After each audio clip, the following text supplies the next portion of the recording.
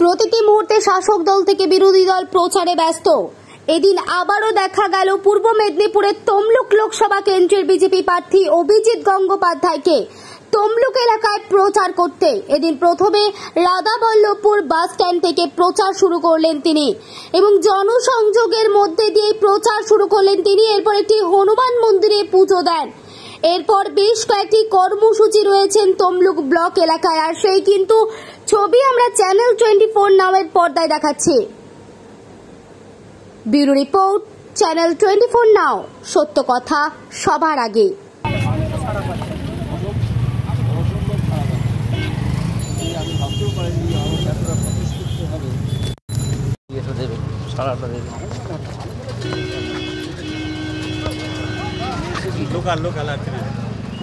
Local যারা আছে একটু বন্ধ করুন। দুর্নীতি নয়, তিনি সন্ত্রাস সৃষ্টির চেষ্টা করছেন। আমি তাকে হুঁশিয়ারি দিয়েছি এবং যতক্ষণ আমি এই ঘটনা শুনতে থাকবো ততক্ষণই হুঁশিয়ারি দিয়ে তাকে সাবধান করতে থাকবো। কারণ এই সন্ত্রাসের প্রতিষেধক আমাদের জানা আছে প্রথম। দ্বিতীয়, তিনি যেসব দুর্নীতির সঙ্গে জড়িত তার অনেকগুলো খবর আমার কাছে অলরেডি এসেছে। এই দুর্নীতির জন্য তাকে শাস্তি পেতেই হবে। আর গণতান্ত্রিকভাবে তিনি যদি কোনো কাজ করেন তার জন্য তাকে কেউ বাধা দেবে, কিন্তু তাকে সন্ত্রাস সৃষ্টির এবং ভয় দেখানোর যে চেষ্টা, এটা বন্ধ করতে হবে। না হলে উপযুক্ত প্রতিষেধক আমাদের জানা আছে কী করতে হয়, সেটা আমরা দেবো। তখন তিনি অনুভব করবেন যে কতটা ভুল তিনি করছেন।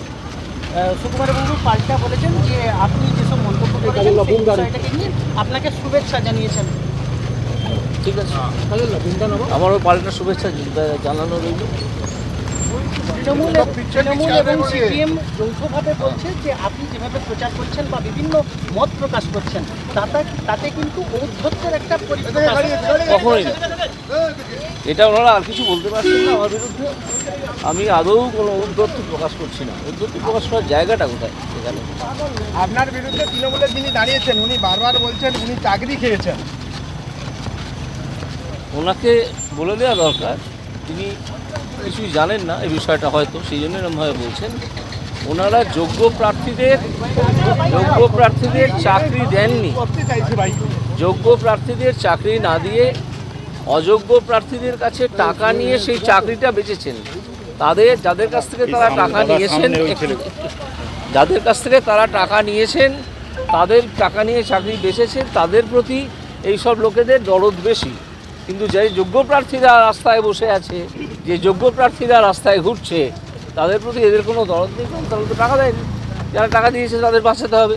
সেই জন্য সুপার নিউমেরারি পোস্টও ক্রিয়েট করার কথা বলা হয়েছিল, সেটাতেও আমি আটকে ছিলাম যখন আদালতে ছিলাম। তো এখন ওরা এসব মিথ্যে কথা বললে তো হবে না।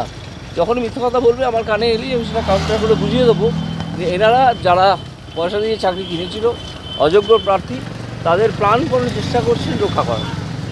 শেখ শাহজাহানের কেন্দ্রীয় দুই সংস্থা যে তদন্ত করছে সেখানে দেখা যাচ্ছে শেখ শাহজাহানের 135 কোটির সম্পত্তি হদিশ মিলেছে।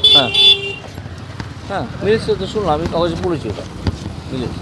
মানে মাছের ব্যবসার আড়ালে আরও একাধিক, মানে এই যদি 135 বা 37 কোটি হয়, এটা কি আরও বাড়তে পারে বলে মনে হচ্ছে আপনার? আমার মনে হয় এটা আরও বাড়বে।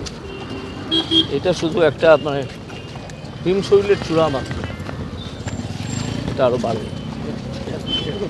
Thank you.